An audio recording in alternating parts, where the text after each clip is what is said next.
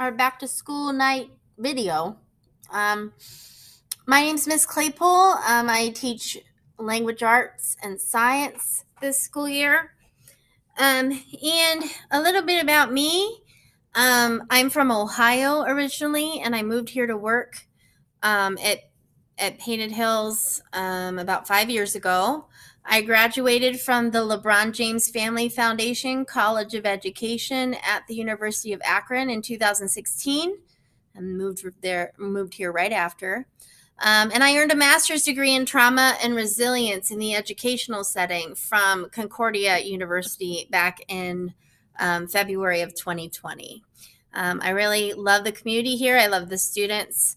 So I plan to be here a while out at Painted Hills. Okay.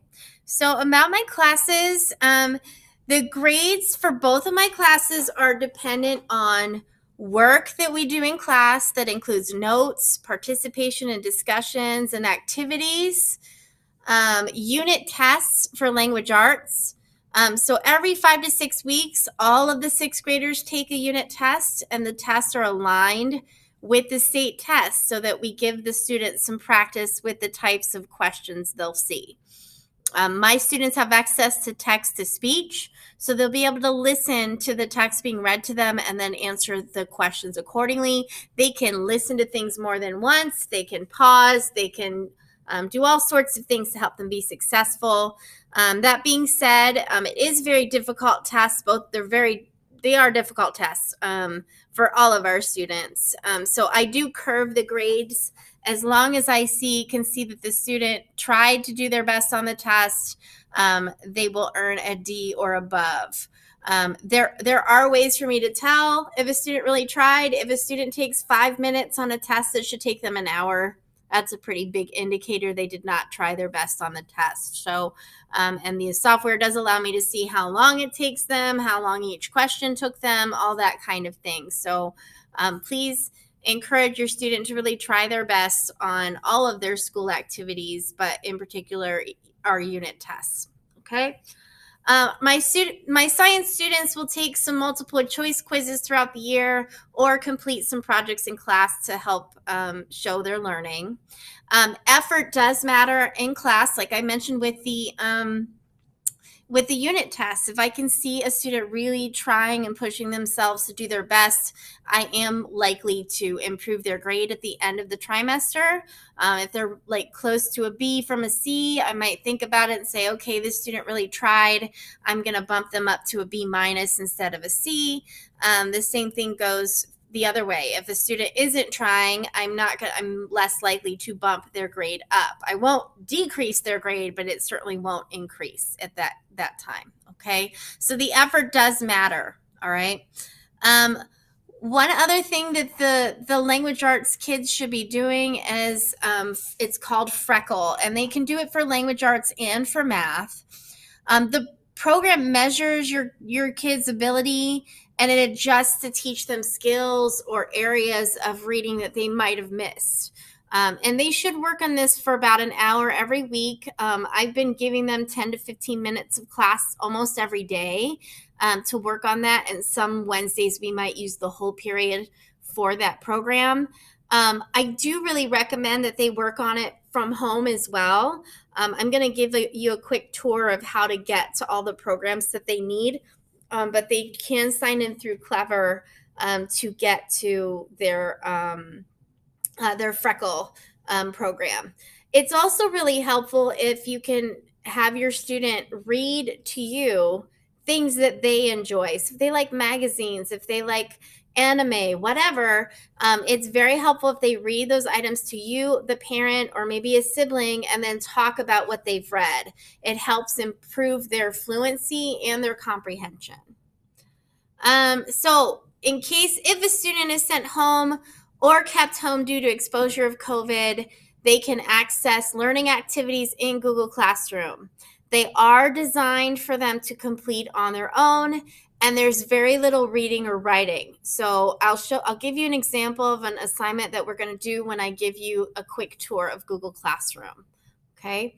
And then lastly, before I give a tour of how to find the information in Google Classroom, some requested supplies. I really need your student to be bringing pencils to school.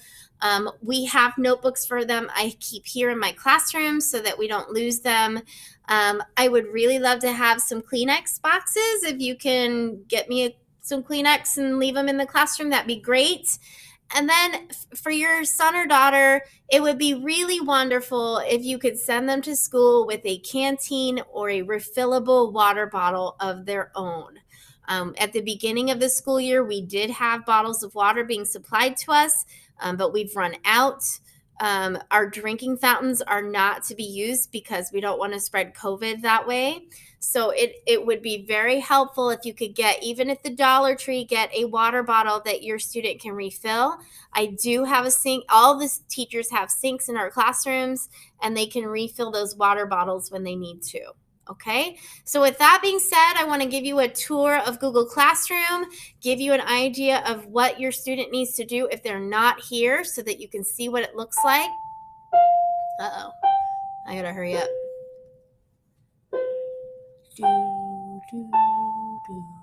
Okay, so this is the front page here of my Google Classroom for my science class. You'll see it's similar for language arts. Here's my 2nd period class and my 6th period class. Okay, at the top, this is called the stream. What we're looking at now, it has my little Bitmoji, it has my little dog. If you go to the classwork tab, this is where you can find general information. You can find the classwork we're doing in class. You can look for work for COVID or people staying home because they're sick. And then I do have some how-to videos here as well. Okay, so general class information, I have listed here all the things I talked about in my slideshow, and I'll probably load that here as well. I do have my contact information, so my email address is here, and the phone number is here with my extension. If you want to join my class through Remind, you can use this link here, and it will automatically add you to the class, and you can send me a text message to ask any questions. This classwork tab has all the things that we've done using our Chromebook and using Google Classroom. Okay, COVID work means this is work that the students can do from home. Again, the assignment will be assigned through a program called Edpuzzle. So when they click here, they can click the link.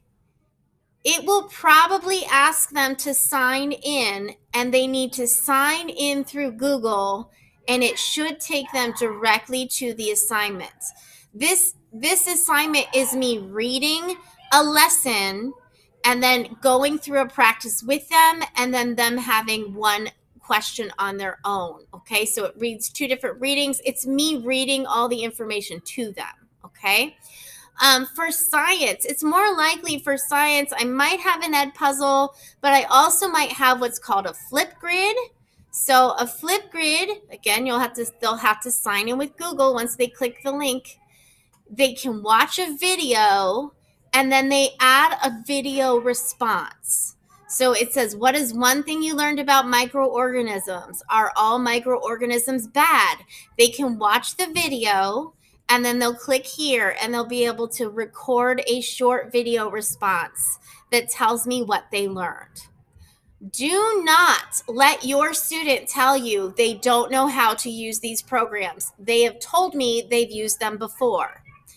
Do not let them say that they can't sign in, okay? One other key website you need to know about is called Clever.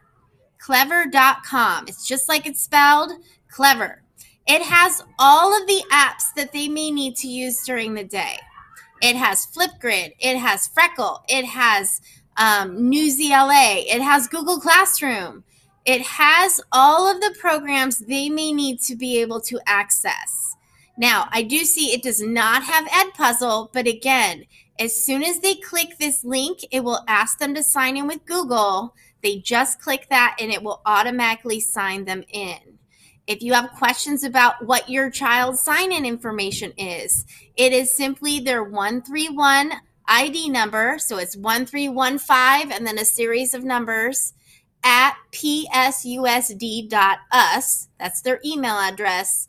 And then their password is their date of birth. Okay. Please be mindful that middle school is the time where students start to push boundaries. So they might not give you correct information, but they are aware of all these things. These are things that we've been teaching so that they are aware of where to go to find work when they are unable to be here. Okay.